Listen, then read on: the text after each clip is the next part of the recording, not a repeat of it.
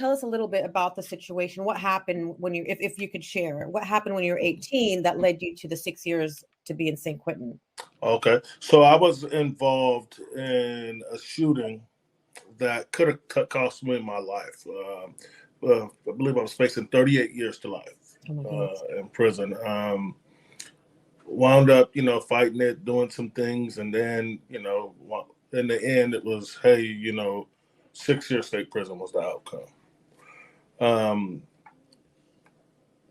When I think about it back then, I look at it completely different than I do now, because when I look at what was going on in my city, in East Palo Alto, if I hadn't got sentenced to 6 year state prison, I would have been a murder victim.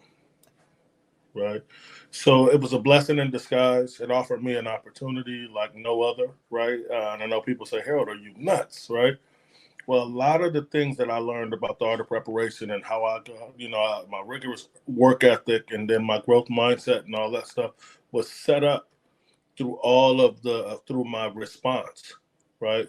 And all the self-help stuff that I did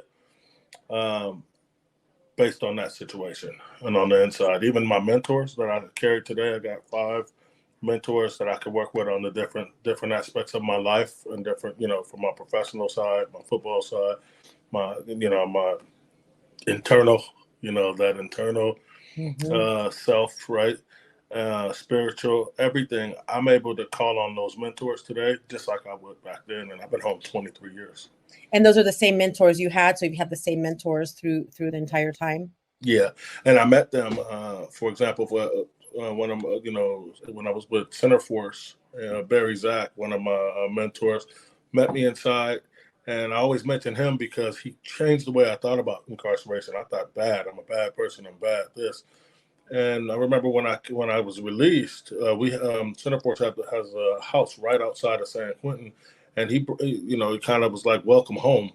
And when we walked in there, he had this huge spread, and all the people that had worked with me, all the people that had taken time out of their lives to come and teach me things, they were there, like saying, welcome home.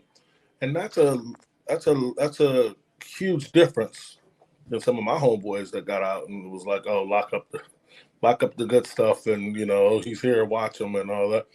It was instant trust, and I understood clearly that I was being blessed in that situation because my release was different.